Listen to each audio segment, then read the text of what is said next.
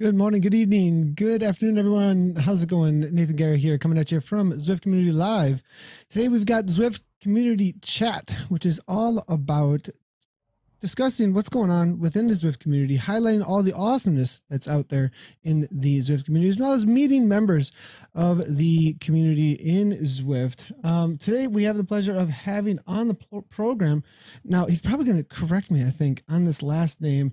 I saw Simon in the Zwiftcast say it very differently than I've been saying it actually for like the last 3 years. So we'll see if I got this right. As Nathan's always got the last names wrong, it seems like. But Eric Schlang, the drill. We've got the drill here with us today. How's it going here, Eric? Good to have you on the program. Going well. You got it closer than Simon. Simon did actually. It's Schlang E. So just add an E on the Just add an E. Good. Got it. Schlang E for e-bike. The drill. No, I'm just kidding. I'm just messing around completely. So Eric Schlange is behind Zwift Insider, formerly known as Zwift Blog. I feel like Prince should be on the program or something, but we wanted to definitely have him on with the recent brand change, as well as get to know a little bit more about you, Eric. You've been involved in Zwift for a really long time, been creating this amazing community resource, and I think up front, before we get into any of the topics of the day, it'd be really cool to just hear about, your first experiences with Zwift, and then how and why Zwift Blog came about. Real quick, before we get into that, though, I do want to let all the viewers know we do have Twitch chat open. I just saw Eric posting over there as well, so he does have it. And we also have social media integration. So if you do comment on the Facebook post or tweet at us at Z Community Live, you will be able to get your questions or comments into the broadcast, just like Simon Oxenham did. He said, "What's your thoughts on power-ups, Greg?" in the last Zwift community chat. So if you would like to do that, you can do so, and we'll be monitoring those, because this is also about bringing in your interaction to this and your community questions. Because I was looking through some of the articles, Eric, man, and you write a lot. You've got 4 or 5 just in the last in the first 3 days of January, it looked like. Yeah. Nowadays, the nice thing is we've got a team that's putting together a lot of the content. So I'm only writing maybe 10 to 20% of the posts, but most of them are from Zwift Insider team members. So I'm more like the editor, getting everything together, proofreading it, scheduling it, figuring out good topics, that sort of thing, which is fun. Awesome. Very cool. Yeah, that sounds like I did see that there's a lot more authors on the Zwift Insider. So very cool to bring in the community and more perspectives as well. So real quick, before we jump more into Zwift Insider current state, when did you get involved in Zwift, Eric? And then how did Zwift Blog come about out of that? And I think I even have some old videos of you maybe on Jarvis Island. I'm not positive, but I think I do. You do not, because I never rode on Jarvis Island. Oh, called out. Yeah. All right. It's very sad. I heard about Zwift when it was in early beta, but I was just getting back into road riding at that point, and I joined Zwift a couple months before they went to the paid plan. So that was 2 years ago, and maybe 2.5 years ago now at this point. It's when the weather got bad in Northern California. Basically, I found Zwift and started riding. But what happened was about 2 months into that, I was on the Facebook group a lot, looking at Zwift riders and looking at all these questions that were being answered. And when I get into something, I really get into it and try to wrap my whole mind around it. And I'm a tech guy. I like technical stuff. So I was starting to understand how Zwift works and solving problems and figuring out smart trainer issues and all that, answering questions on Zwift riders. And I'm also a web developer. That's what I've done basically all my life, is build websites, do search engine optimization, do marketing for people for their websites, all this, everything on the web. And I got to thinking, what we really need is a website out there that answers all these questions that are only being asked on Facebook, which is the worst platform for storing basically your support knowledge base, right? That's what Zwift Riders was. But the search isn't even good. Plus, it's behind a gateway. You have to be a Facebook member and logged in. It's not on Google. So I basically wanted to build a site where if you went on Google and typed, what the crap does trainer difficulty do when I change it in Zwift, it would answer your question. So I threw up just a simple WordPress site and started writing some posts as I had questions and answered them myself through some research. I would just write like a one-page post. Hey, here's how this works. And that's how it started. It was 2 years ago, December. It's like December 7th, 2015, I think was when it first started. Okay. You said December 2015, you said, right? Yeah. Yep. Okay. Gotcha. Awesome. So you've been writing. So there's data then on this website, there's articles on this website going back 2 years. And that's pretty amazing, actually. That's a huge bulk, I think, for as far as the resources go. You probably get a lot of traffic just based around Zwift. Now, I'm gonna actually do a search right here, and Zwift. Let's see here. Fastest bike. Let's just do fastest bike and see what happens. Let's do it. I hope I show up at the top. Zwift fastest bike. Zwift Insider, 5 fastest bike out on Zwift. Bam, there it is. I'm the top 3 links. It's beautiful. And here, right there. And you were saying that you're all about the data. And I can see here you have each of the bikes. Now, when was this article done? This is January 2018. Now, is this an update on the first test? Because there's the test, right? Like there was like the original test where you went on Richmond and everybody was like, whoa, here it is. And it got referenced like every other day on the Facebook groups. Oh yeah. Yeah. When I started doing that testing, it got popular real quick. That was in early 2016 when I first started doing the tests. But yeah, I just revised that particular post and changed the date on it because I've been doing that with a few of those oldies but goodies that people keep asking about. Yeah, gotcha. So, okay, so there's a lot here actually that we can go over and cover. Real quick though, I also want to mention you are a part of as like your background in Zwift, also a part of Team ODZ, but you were TFC for a long time though too, I believe.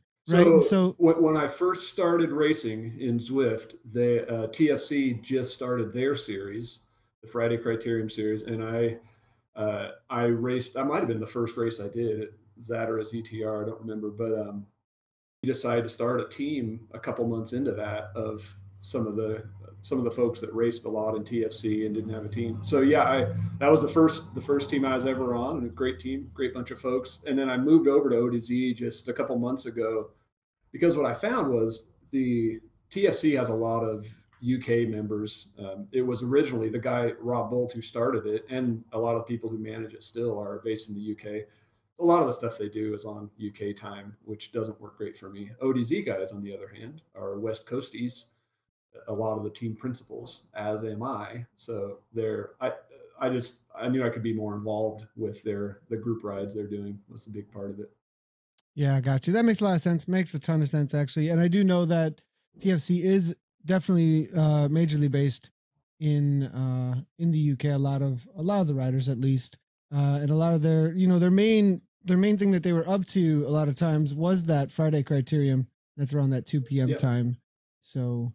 Now that brings back memories though about the drill slang, and I think that came up around through this test actually that you did with the bikes.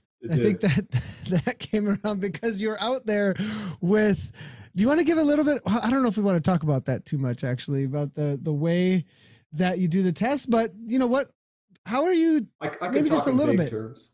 Yeah, vague terms. Like how are we making these tests happen? Because essentially it seems that you have riders going at a consistent pace all the way around for these wattages. And we have a couple tests that we're looking at. We're looking at test lap data here.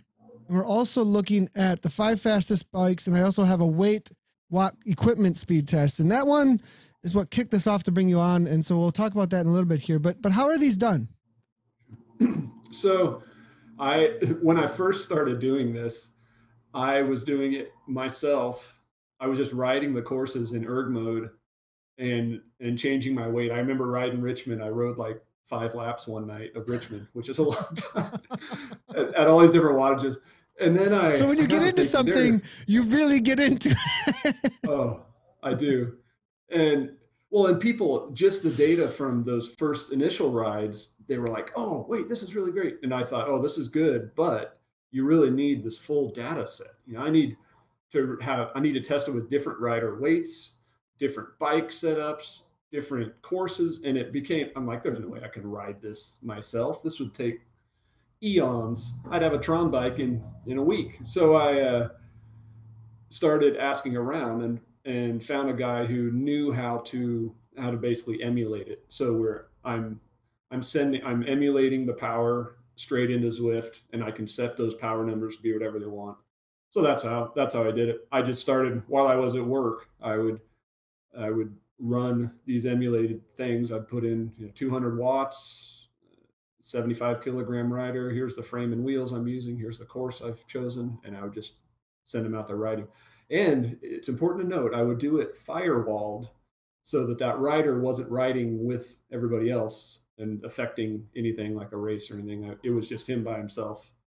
That was doesn't even see that traffic. Up front, that was a question. I remember that in the Facebook groups a little bit, like where they're, you out there stealing stuff from our jerseys and taking my times. What is going on here? Yeah. Well, one thing early on when I was doing it, Zwift didn't have the auto flagging thing, but then when they rolled that out, if you're not firewalled and you're doing like a speed run through a course, you're going to get in trouble pretty quickly and boot it off. So that's part of it too, is if I want to create some Strava segments and just run them real fast, I have to be firewalled. Otherwise their servers alert and boot me off. Yeah, pop up pretty quickly and flag you.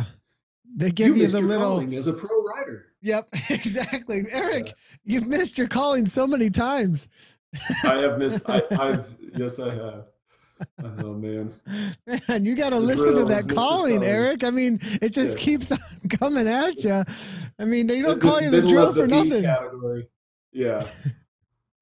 Yeah, I wish I had missed my calling. I wish I had that kind of power.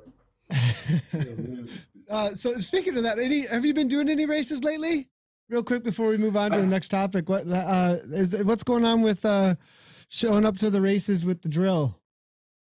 I've been the one that I've been regularly doing is the CVRs on Tuesday nights. I'm in the G zone, which I think you were racing at least for preseason. I saw you maybe the zone after me. Yep. Yeah. I was thinking about doing it and finding the motivation, man. And then when you don't do the first one, and now I'll see what I can do. Yeah. So I've been doing those. And I catch every once in a while I'll do a TFC one, but Fridays usually aren't great for me because I like to do a hard ride on Saturday too. So Tuesdays I pretty much always do a hard ride on Tuesdays. So that's a good race day for me. Nice. Simon Schofield saying a few familiar names in here. Yo, dudes, Simon Schofield in the house. Simon, should get you in here as well. Always good to see Simon. Now, if you want to interact with the broadcast like Simon is, you can do so. Just go ahead and comment down below on the original post. So head on over. If you are on Facebook, make sure to head on over to the original post of the live video and we can bring your comments in, or head over to Twitch chat. We are following that up pretty closely. A couple other comments that have come through here. We're seeing David Disrosier, of course, letting us know exactly how Eric gets the tests done. And then we've got, okay, great question. So I've got the test for the bikes here, and this is a great, I want to know if this has changed at all since the original tests. So what's the fastest bike out on Zwift? It's always a topic. It's always got 50 answers right away because everybody's in the know that's in the know. And then all the newbies are like, wait a second, really? There's fastest bikes? So What is the fastest bike out on bikes? It's still an S5 with the disc, with the full disc in the back, with the beta wheel. Okay, that's another question. This is true. Yeah, I don't have the beta wheel myself because I wasn't in beta, but that is the fastest bike. I didn't put it on this list because I wanted this list to be all bikes that were available to everyone. I mean, the Tron bike, of course, is only available after you climb 50,000 flipping meters, but it is available to everyone all the time. But yeah, the S5 with the disc is the fastest if you've got it. Not by much, but a little bit. Like a second or two. Yeah. That's the other thing. Like, are these huge differences? It seems that, I mean, when you look at 50-52 here versus 50-58, I mean, 6 seconds, try and close 6 seconds in a race. I mean, that's a big deal. Although it is 6 seconds over how long? We're looking at about 24-minute effort, 25-minute effort. No, it's an hour. It's about, an hour effort. About an hour effort. Yeah, because the lap time. That's a figure eight, Watopia figure eight lap. Oh, Watopia figure eight. This isn't the Richmond. That's about like a standard race. Okay. Yeah, these ones aren't Richmond times. I started off doing a lot of the tests in Richmond and then realized that we hardly ever ride Richmond anymore. So I kind of switched over to Watopia stuff. You do get a little more hills there too, as well. So yeah, I think it's a lot like the real world where if you're doing a TT, these times matter a lot. But if you're doing a standard road race, so much comes down to hanging with the pack, measuring your efforts, that sort of thing, that you can lose 6 seconds really easily just by not seeing when someone jumps off the front and getting dropped by the pack. So that there's a lot more that goes into it. But in the TT effort, you certainly would want to maximize. So in the efforts where most people are, when you're out there alone on course and you see that person's watts per kilogram just a little ways ahead of you or a little bit behind you, check what bike they got, because it is going to matter a little bit at that point for those who are out there. Because I think most of the battles that are racing on Zwift right now, I mean, there is a reality that there are a lot of races going on and there is a lot of, but there is that reality that almost every time you jump on, you have somebody pushing you back and forth, and you're kind of looking at what they're doing and what they're on as far as their bikes go. So for those of you who did not know, there are actually faster bikes out on Zwift for sure. The guy on the bottom of the screen is handsome and smart. He is taken, just so everybody knows. Monica, just letting everybody know, that's a great comment. My wife must have joined. No, that was some other random woman in the chat making a comment about the guy below is handsome and yet taken. Good to see you, Monica. Thanks for jumping in here. So the fastest bike on Zwift right now that is available that you can go out and get is the concept bike. The beta wheel, full disc zip wheel in the back, if you throw it on the Cervelo S5, is slightly faster. So for those of you who might be wondering, and the wheels are what really matter the most. Really? More than the frame, the wheels make the biggest difference. Yeah. Which is, it's how it is outdoors too, I would say. Interesting. That's super interesting. But you cannot change wheels on the Tron bike, so it's got like built-in super wheels. Yeah. Yeah. Right on. It's right. I'm looking at the numbers here, but and the test lap data? The Zip 8. You're looking at the test lap data? Yeah. Yeah, I'm just looking at the summaries I wrote, not the actual data, but the one that had the riders with the graph on it is a different page. But the Zip 808s over a lap of Richmond, which is only about half an hour, the 808s versus the stock wheels are 19 seconds faster. Oh my goodness! Wow, that's a big difference. It is a huge difference in an hour-long race. What level do you have to be to unlock the Zip 808s then? It's pretty early on, isn't it? Level 10. Okay. Level 10, and then so if you unlock the Zips at 10, and then the Zwift Aero I think is 13. That's a pretty good setup, and that doesn't take super long. Yeah, 13 is a Zwift Arrow. So I know level 10, you can get to level 10. I figured out it takes about 24 hours of bike riding on Zwift at just a decent pace. I don't know about 13, how much longer that would take because they get harder each level. But the Zwift Arrow with the 808s is a pretty decent setup. Solid setup. So beyond this, though, does it start to drop off pretty intensely as far as the speeds go? I think that's one other thing that maybe touch on just a little bit. Like, do the bikes start getting a lot slower without the 808? I mean, you said without an 808, you're losing how many seconds did you say? There was a big number there. It's like 45 seconds over an hour, probably. And that's just compared to the stock wheels. That's not compared to, because you have like the Zwift carbon wheels you get earlier. And stuff. So, but I think some people just don't change their avatar stuff at all. They might not. You know what I mean? They just leave the stock wheels on and ride around, and they don't know that.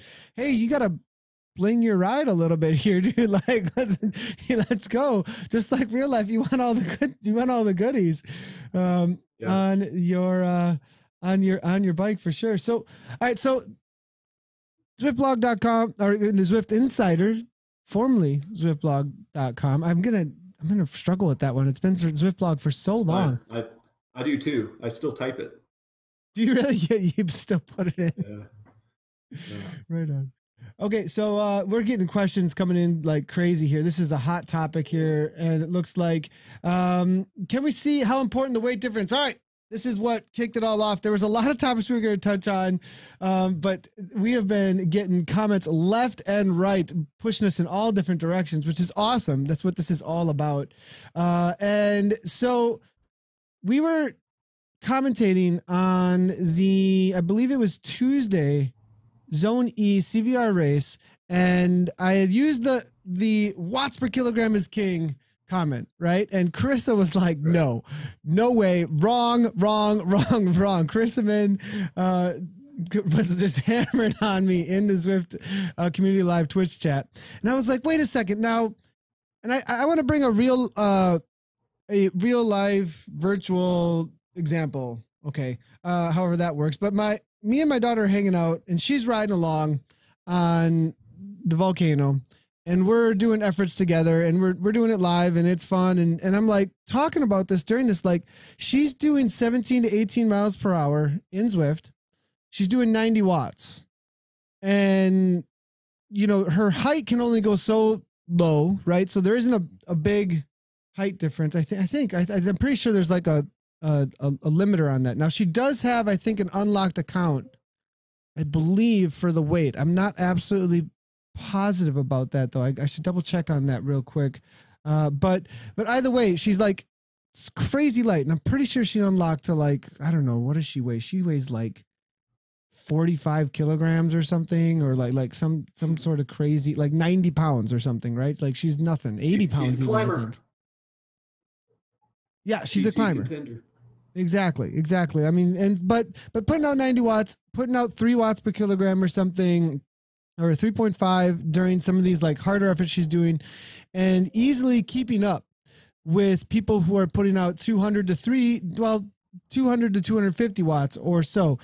And so my assumption then was like looking at the watts per kilogram she's putting out and how even it is with those who are around her, she's able to keep up with those who are around her, and that the speed is becoming even more based on watts per kilogram in that situation than it was based on the raw wattage. Now, I went ahead and took a look, though, and it looks like you've done some tests, actually, specifically on this topic, actually, where it says that, so this is written, it looks like January 12th, 2016. This is about a year old. It's got 49 comments. Looks like a pretty popular, well, some people were like, yeah, I want my watts per kilogram to matter. But, so can you give us, you did some data crunching here, and I've got some ideas about this. I read through it, and I see where this is coming from. I think there might be two things that are coming together here to make, because I think there's a lot of variables. Like, I don't think it's just like cut and dry. I think there's a lot of variables that are interacting, because it looks like at all different weights, there's all different things going on, actually. So you want to give us kind of like a summary of what you wrote here? Sure. First, a question: when your daughter was riding, was that just on a flat? You were observing all that, or was that on climbs? Mainly on a flat. Yeah, it was mainly on flat. Mainly on flat. Okay. Yeah. Uh, But my perspective, maybe my perspective is wrong. I'm totally open to like yeah, my perspective being wrong. Just curious, because of course it would matter more on a climb. You would basically my observations of how Zwift's physics work is they match up pretty well with what happens outdoors. So when you're on climbs, I would say watts per kilogram is king. Um, if two riders are matching their watts per kilogram on a climb, they're going to be pretty close, um, no matter what their weight is. It'll be close on a climb. The Interestingly, on a climb, if two riders have the exact same watts per kilogram, the heavier rider is actually going to be faster because they are putting out more watts. But they won't be a lot faster. It'll be pretty close on a climb. On a flat, it's more about watts, just pure wattage. This, of course, you could say this is like all other things being equal.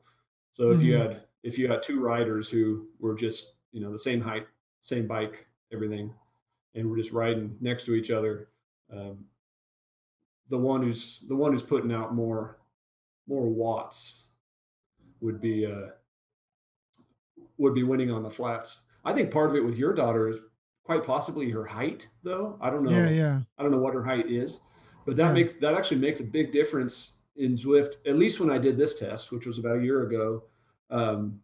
If you look towards the bottom of it, the taller you are, the slower you'll go. You lose on Richmond.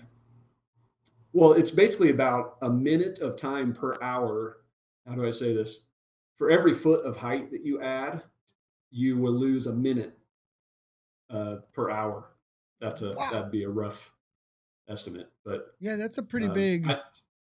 It's pretty big, and I don't know how that equates exactly to power differences. I mean, like you said, there's lots of variables, but it's basically a one lap of Richmond. You lose 30 seconds for every foot of height. Okay, something in that range. Gotcha. Right. That could be it too. She'd get a lot of power savings by being short. Yeah, and I did put in, I believe, a fairly low height for her. She's what is she, like 4 foot now, maybe a little taller than what she was, but she's growing too fast. Yes, so. I hear you. My daughter just she's a freshman in high school this year. Oh, she's going on 21. So looking here, Kenny, good to see you, Kenny. Gone fishing. Interesting about the heavier rider doing the same watts per kilogram as lighter rider doing the same watts per kilogram would be going faster. But it is really interesting. Now it makes a lot of sense though, from what you're saying though, Eric, that same watts per kilogram, even on a climb, the heavier rider is putting out more watts. So they start to make their way away from them. So it does sound like pure watts in some respects are going to be king in that specific situation. Now, I think here's where I had a little bit of feedback on this specific thing was that these are tests over one lap, right? What is that? One lap of Richmond. Yeah, I did different tests on different courses, but I was doing just single lap Richmond tests for a while, and then I did a lot of Watopia figure 8 laps because they mixed up flats and hills nicely. It's 340. 340 is so much faster though. So a 75 kilogram rider completes a full lap at 4 watts per kilogram is 340 faster than a lap at 3 watts per kilogram, 75 kilograms across, right? Okay, so that makes sense, obviously, at 4 watts per kilogram. Therefore, each increase of 0.1 watts per kilogram makes a difference of approximately 22 seconds in your full Richmond lap time. Now, the question there starts to pull out, do we know what the drag is in Zwift? I mean, because then you start because then you make an assumption right there that the 0.1 watts per kilogram, right, is equal to 22 seconds. But as you speed up in real life, drag increases, right? Because wind resistance increases, right? So I wonder if they have that in Zwift. Oh, I think so. If you see that graph, this is why I think that's the case, is the graph up on top of that. This is really interesting, that no matter what your weight is, basically in Zwift, once you're doing 400 watts, no matter what you weigh, you're going to be doing the same speed. So just do 400 watts, everybody. That's all it takes. Just 400. But that's basically, you get up to that 400 watt speed, and everyone's doing the same thing. Doesn't matter what bike frame you're on, how much you weigh, you're pinned there. Yeah, so it looks like they do have an increased drag. It does look linear, right? Like it looks like it has this very specific moment in which it's increasing, and then bam, there you go. It's stuck at that specific drag from whatever wattage you're putting on. Now it looks like it's based on wattage, actually. From what you're saying, it's not based on watts per kilogram. Now, if I were to put this same plot line on watts per kilogram, have you made that plot line? I probably did when I first. Yeah, just wondering if there was. I know I'm like grilling you, Professor Slang. Yeah, here, Slangy. I need to go back and hit the books. But it would be interesting to see if there was a similar thing where, like, at a certain watts per kilogram, like where things equal out. Then, like here, 400 watts. And they're not going to, though. It's all based on 400, 500. That they're just not going to, because here, 75, 50, and 100, you do the division there, they're all different watts per kilogram. There's no point at which they meet with watts per kilogram then.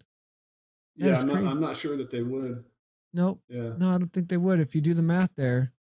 There might be somewhere down here. There might be somewhere in here where we might meet up in watts per kilogram and have something similar. So wonder if at different drags and different speeds of drag, if watts per kilogram then becomes stronger or weaker. I think you're right about that, though, don't you? I thought I saw something in here about that, where it was talk about weight making a difference, like bumping up your wattage. How much adding 50 watts increases your speed. That varies based on what your weight is. I talk about that some. I don't know if I talk about drag specifically. While at 150 watts, a 50 kilogram rider is 828 faster than a 100 kilogram rider over the full Richmond lap. So, but anywhere over 400 watts, everybody's the same speed. So, that's the drag factor right there that we're talking about. That's the drag factor. That's a huge, huge difference. Okay, so we got a lot of questions and comments coming in through here. James Thompson says, I'm sure being in the draft is different to riding solo, and your watts per kilogram is used in preference to watts to keep everyone together. Just an observation. James, I think you're right on about that for sure. That it's used differently when you're riding with others. It might seem that the watts per kilogram then has a bigger impact, it would seem then, because of the way that you're using it in preference to the pure wattage of those around you. You know, it's definitely interesting because, like, here's the other thing. Is Scotty Weiss, I watch him ride away at 7 watts per kilogram, but his pure wattage, though, he weighs like 120 pounds, right? So his pure wattage is like 300 watts or so, 320 watts or whatever it is, but nobody can keep up with him. Like, they're doing 360, they're doing 370, whatever it is, to hold onto his wheel. And I watched that in a race and I'm going, it looks like watts per kilogram are walking away at this moment. Do you have any, like, I don't understand that. That doesn't, and maybe it's just a bad perception though. Maybe I'm looking at it through like muddied waters because I'm seeing a race and it's hyped. You know what I mean? And he's getting away, but I'm not getting and I'm focusing on the watts per kilogram. So, do you have any opinion on that or anything like? It'd be interesting to look at the actual, like the accurate wattage numbers that the guys are doing. Yeah. But a couple of things that I would throw out. One would be, it wouldn't surprise me if he's significantly shorter than some of those guys. So that would help. The other is if you're lighter, you're going to accelerate faster than a heavier guy.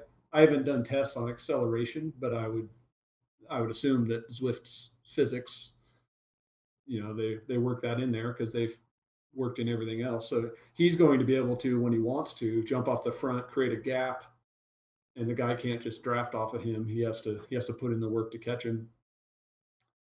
Yeah, and I'm never in the front watching Scotty when he jumps off. I'm always 4 groups behind him.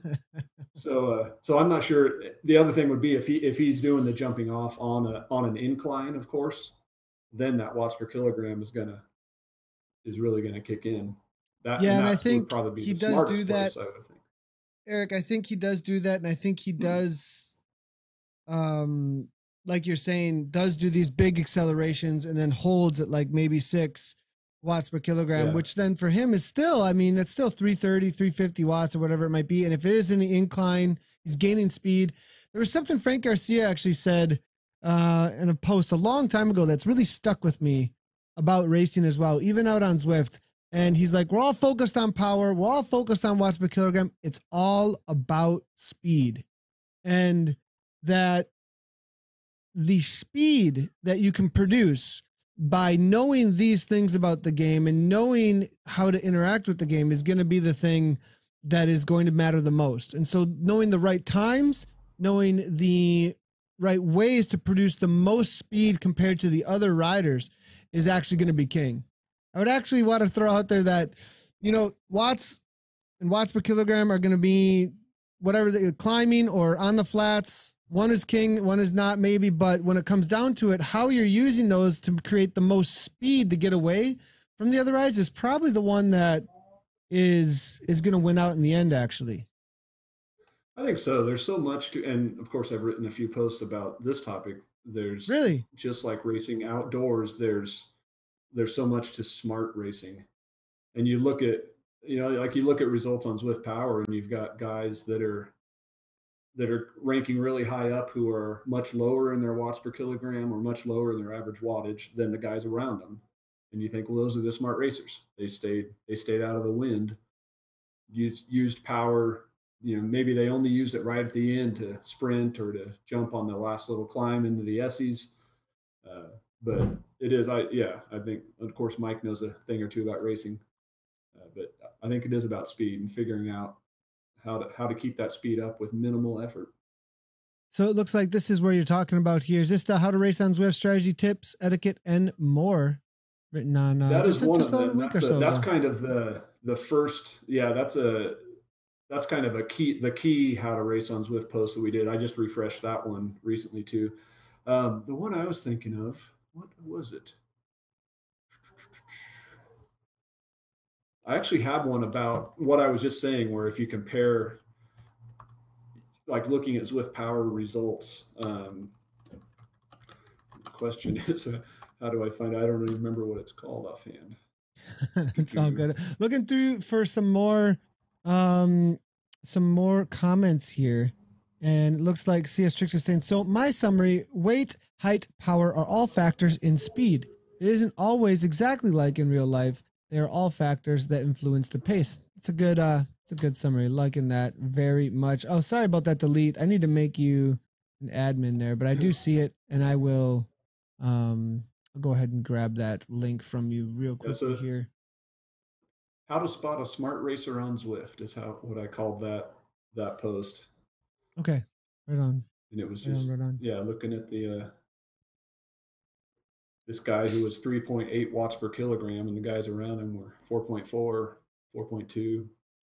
Yeah, I see that so often actually in the races and actually at the results, I'll go through the races so often and be like, This guy was doing 3.9. The guy who was on the front all day long was 4.8 and 3.91. You know what I mean? 3.9 watts per kilogram, whatever it is, average wattage, whatever it might be. You know, I think that's another reason why we get into this mode of like watts per kilogram is what matters the most, is because it's what we see most often, are focused out on Zwift, and because of essentially our power tests and the way that our categories are organized makes us focus a lot on that.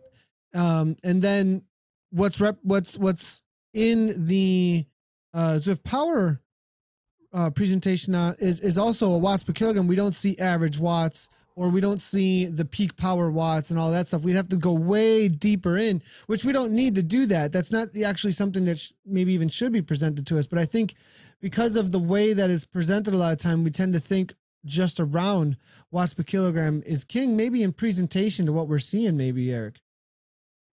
Yeah, and part of it is all the events are based around that too. You know, all the racing categories, all the descriptions of categories. They don't talk about average speed or average watts. They talk about watts per kilogram, which is probably the best simple metric we have for that sort of thing, but it's far from perfect, as has been discussed numerous times in numerous places.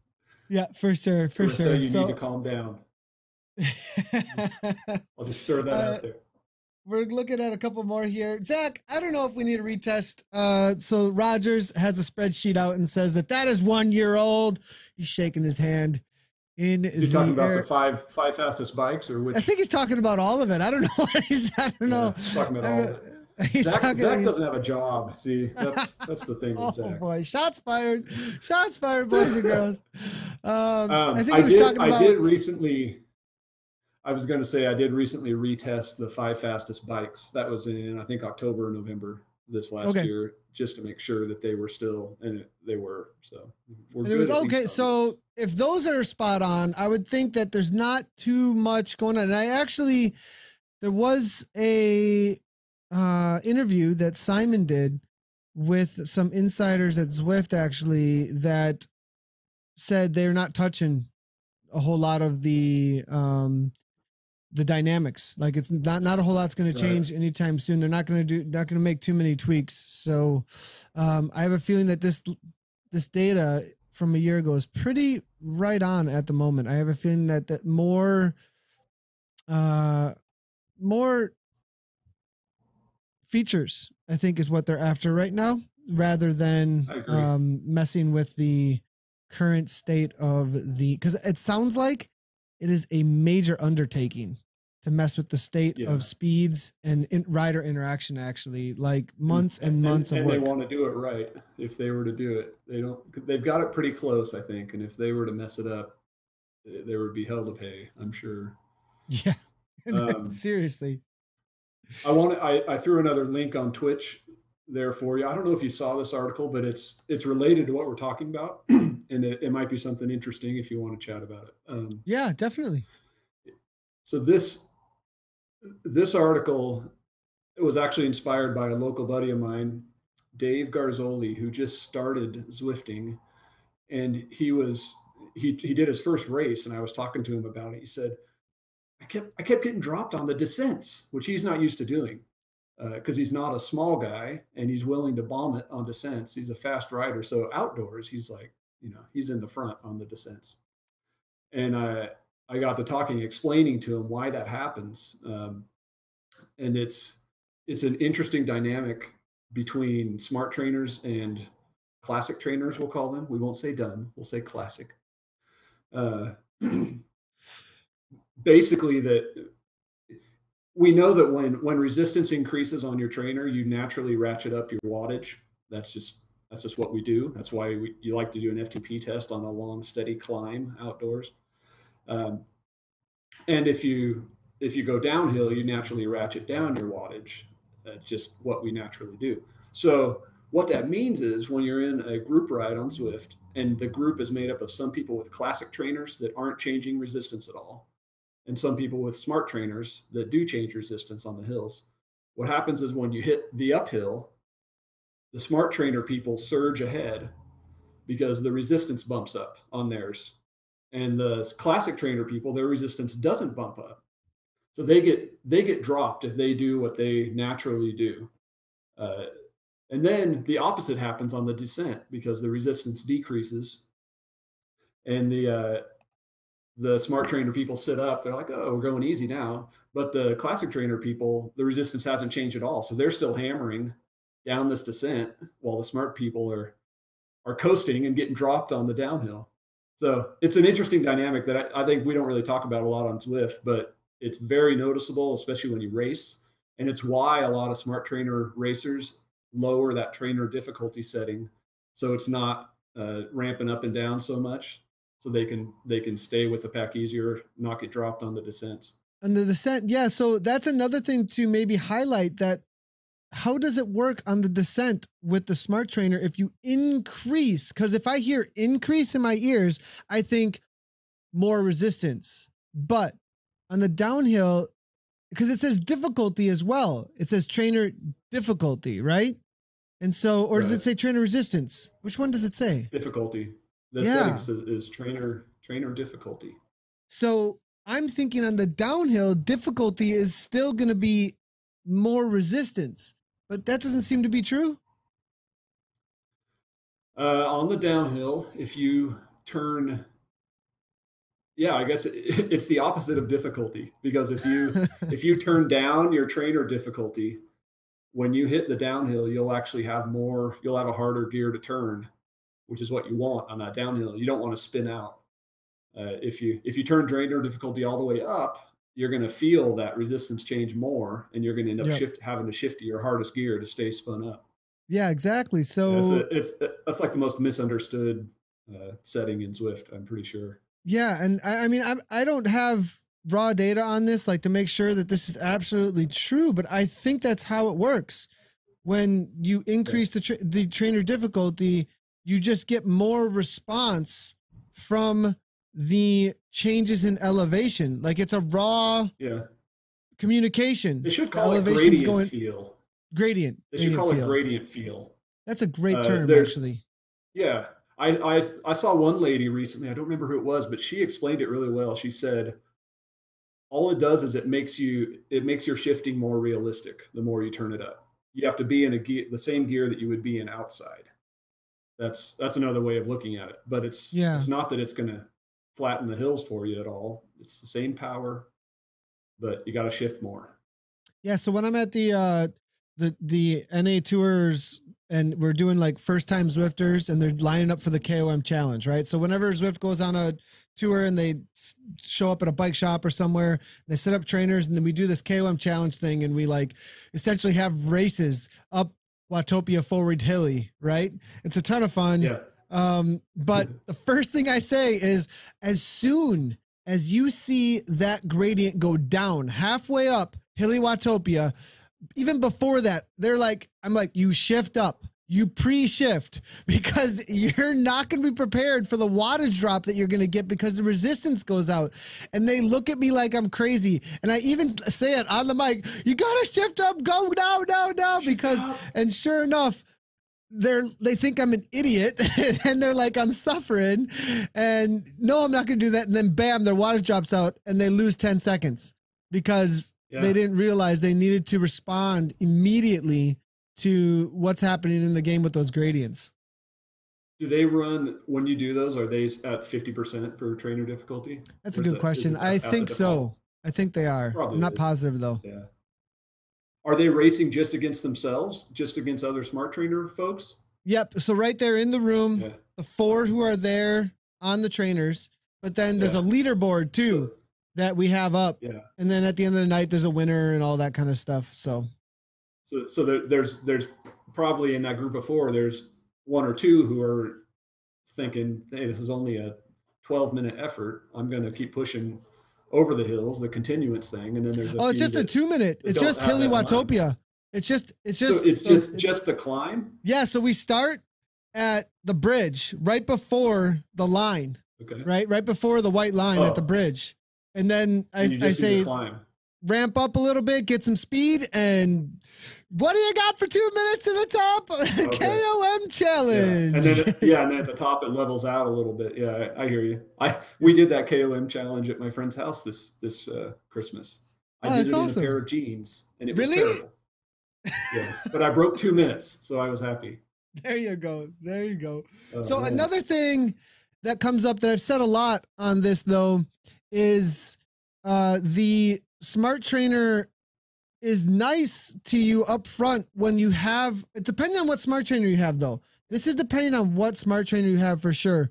But because of that resistance change that it has in the flywheel, sometimes you can push a little hard up front into some resistance change, right? So you ramp up a gear, get that flywheel really spinning into that resistance change, and it'll carry a ton of momentum in that flywheel into the resistance change, and you're able to grab a little bit of extra watts up front.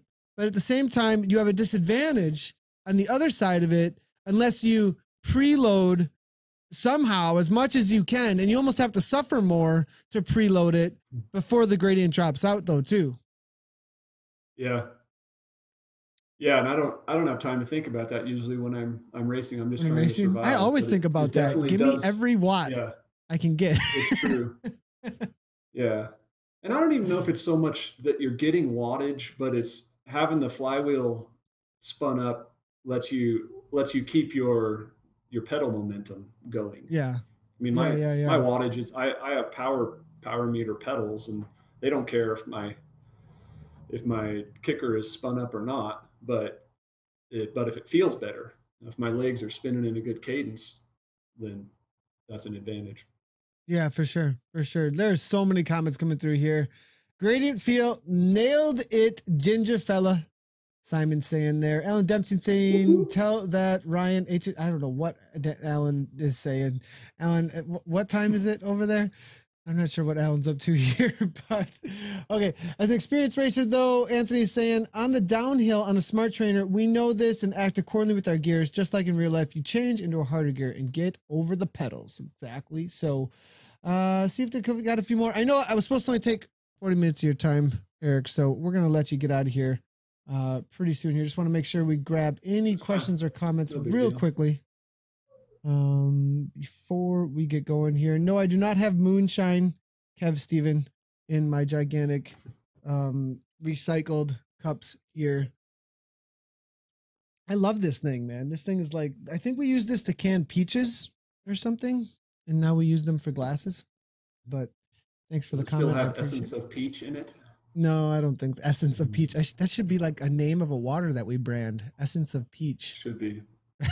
That is such a great comment right there, Eric. Oh my goodness. So the verdicts, this was going to be an all-out brawl with admin Carissa Min telling her to calm down, but it looks like Nathan's got to calm down, and the verdict is speed. Everybody's got to calm down. No, the verdict is that watts do pure wattage do definitely keep a higher speed and faster times. At the same time, watts per kilogram in dynamic situations might gain more in racing type situations. It depends what situation you're in. So speed is what's king though, is what it sounds like at the same time. But I definitely lost that argument though. Carissa wins. It's not an actually Carissa situation. For those of you who have no idea what I'm talking about there, but it's actually Nathan. Actually, Chris was right. Watts per kilogram is not king. So, all right. So what's up next, Eric? Zwift Insider, Zwift blog has gone and become Zwift Insider. You're writing awesome articles. Real quick, I wanted you to maybe be able to do a shout out to your author team, because you're not the only one out there writing articles. That you got a lot of different articles and maybe different expertise coming in too. We do, yeah. We have about a team of about 30. Oh my gosh! Wow. There's probably about 15 of those that are writing pretty regularly. So just to run off a list of a few of those that I'm super impressed with. One really cool guy, Jordan. I don't even know how to pronounce his last name. Jordan Sheen, who's a Continental Pro rider. He was with Jelly Belly and just went to KHS for this next season. Road rider. He's been writing about how he as a pro is using Zwift for training.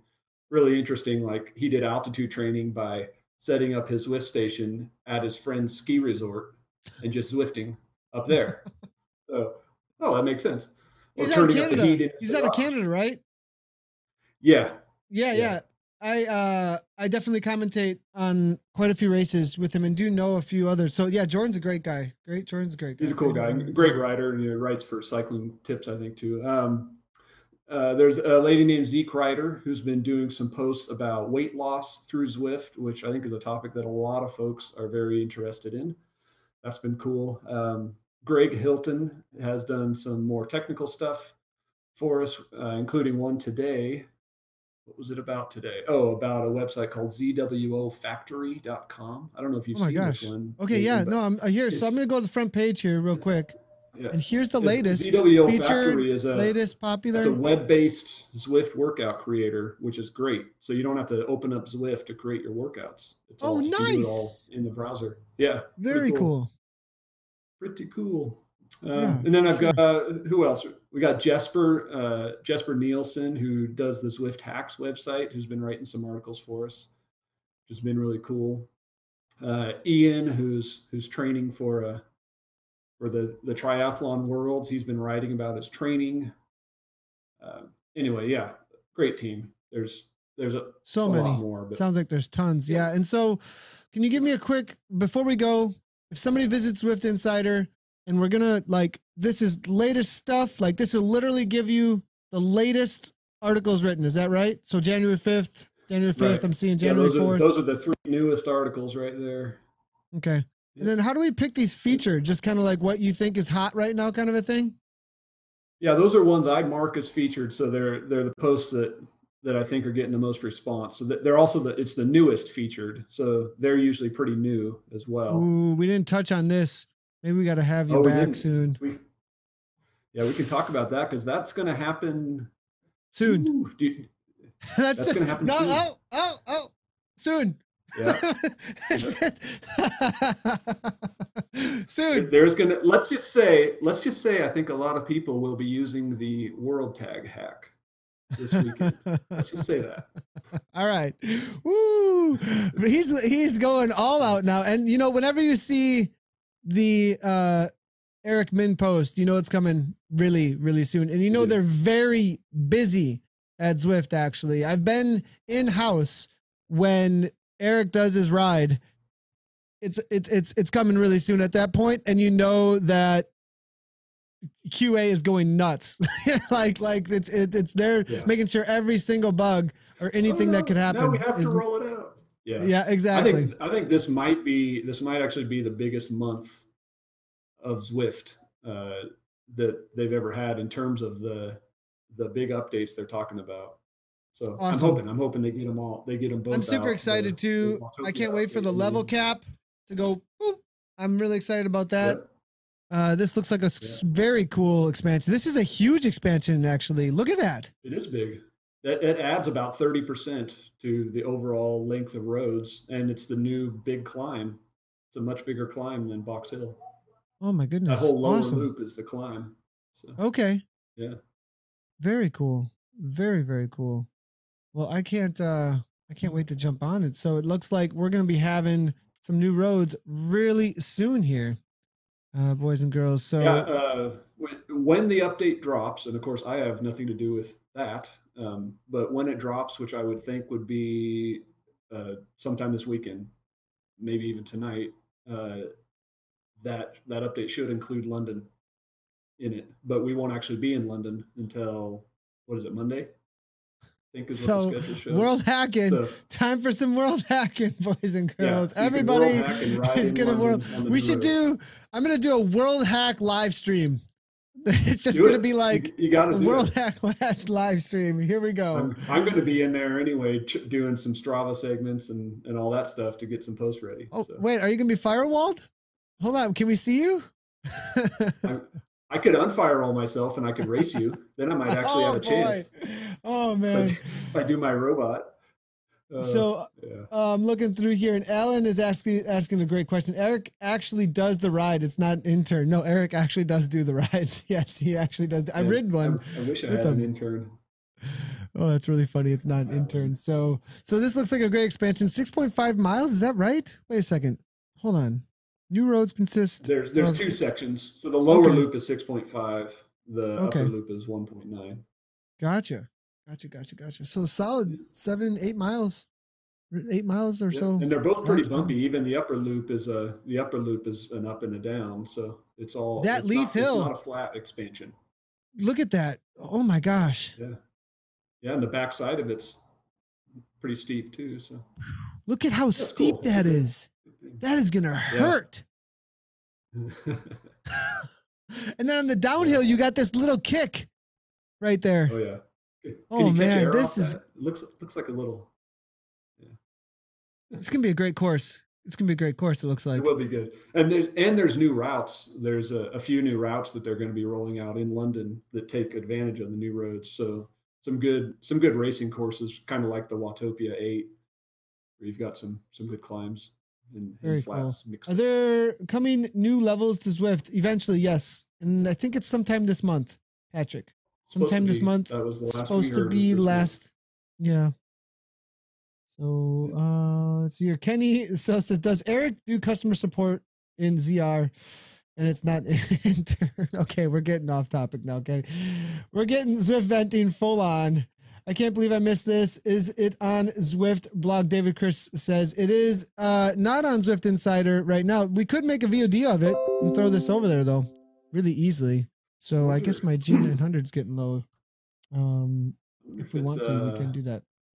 Theoretically, it should actually be popping up a live stream notice. There was one on the bottom. There definitely was one on the bottom. I think to rewatch it though. So if anybody does want to rewatch this episode, can head on over to Zwift Community Live's YouTube, and we will be over there for the VOD. Of course, we're always live on Twitch, as well as our Zwift Community Live Facebook or Zwift's Facebook if we have a higher profile show going on. So, Eric, thanks so much for your time, man. We were kind of like wandering all over the place, but that's kind of the point of this. Yeah, it was fun. Yeah, it was good. Good times.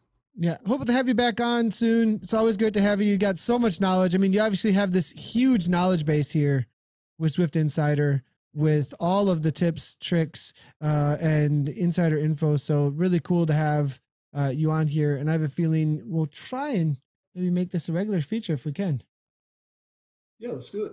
Sounds all like right, fun. Sounds good. Great. Thanks, Eric. We got Eric Schlange from Zwift Insider saying goodbye, signing off for us. I'm Nathan Garrett coming at you from Zwift Community Live. We are going to be here every week on Fridays with this Zwift community chat. If you do want to check out Zwift Insider, head on over to zwiftinsider.com.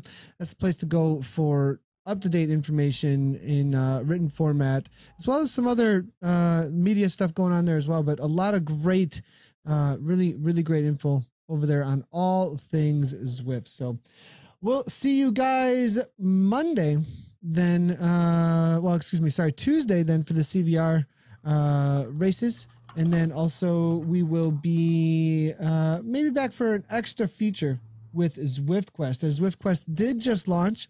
And we want to definitely do some highlights on that. And you have through Sunday, actually, to do the first Zwift Quest, actually. And I'm going to bring that up here real quickly. We didn't, it was not in relation at all to the topics with Zwift Insider today, but I definitely want to make sure that we are getting you guys information about Zwift Quest, because it is in association with us here over at Zwift Community Live, and we will be doing some coverage on it as well. So ZwiftQuest.com here. Let's just do a quick little reset on that little something messed up here. Reset all. Okay, here we go. So if you head on over to ZwiftQuest.com, you can actually find the latest quests. My Zwift Quest for in relation to you is the best way to do it. And you can actually select the latest, and the latest one that's out there right now is the January 2018 Zwift Quest. It's open, I believe, through Sunday, and you can see all the people who have completed it here. It's pretty awesome. It's essentially a navigation of the current quest, right? So the current events and results. Let's see if I can find here real quickly where's the first quest now? We do have this website just getting up and going here. Let's see if we can find the first one. So where is the first one? Quests. Come on now. And then maybe it's just going to give me a link to the, oh, here we go. Yep, there it is. So this is the January quest here. You can see here, it is a volcano lap arch that we're starting at. And then we head on over to Hanks. Now that has been a question a lot. Where is Hanks? Now here's the thing. This is the way this works. You start at the volcano lap arch. You finish at the volcano lap arch. You hit all of these points here as fast as you can in any order that you deem the fastest, right? And so, or just go hit them and have fun and don't hit them as fast as you can. The whole point is it's your quest. Do it as quickly as you want to. If you want to jump on the leaderboards and want to race it, great, go for it. But Hanks is actually the little shack on the reverse uphill or forward downhill Watopia Hilly, right next to the bridge there, right after the bridge or right before the bridge, depending on which way you're going. So you hit all these and you can hit them in any order. You're going to want to do it as if you are racing it, you're going to want to do it at the lowest distance, obviously, or fastest speed that you possibly can, because I thought I was doing the lowest distance and I went around toward the reverse Watopia climb, but I didn't take into my mind that I am going uphill the entire way here and so I have less speed for a much longer period of time than if I would have went forward hilly and just done a 150 or 2 minute climb and then taken all the speed on the downhill here, actually. So you got to think about all this and then you got to climb up to the top of the volcano, almost not the top, but the third broken arch on the volcano. So it gets interesting. It gets tactical, and you can do it with teams. Eventually we are going to be having team events though, where we broadcast them and we actually commentate on what each team is doing out on Zwift to hit each place as fast as they possibly can. Zwift GPS is really cool to use as well in conjunction with this, actually.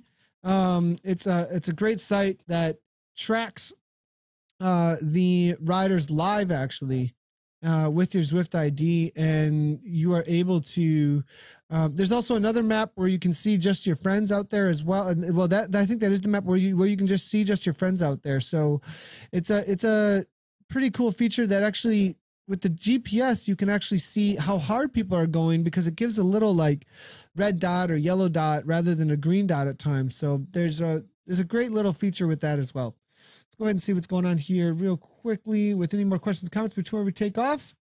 Thanks, Eric and Nathan. No problem, Simon. And no problem, Patrick. No problem, Alan. All you guys with all the thanks. Appreciate all you guys.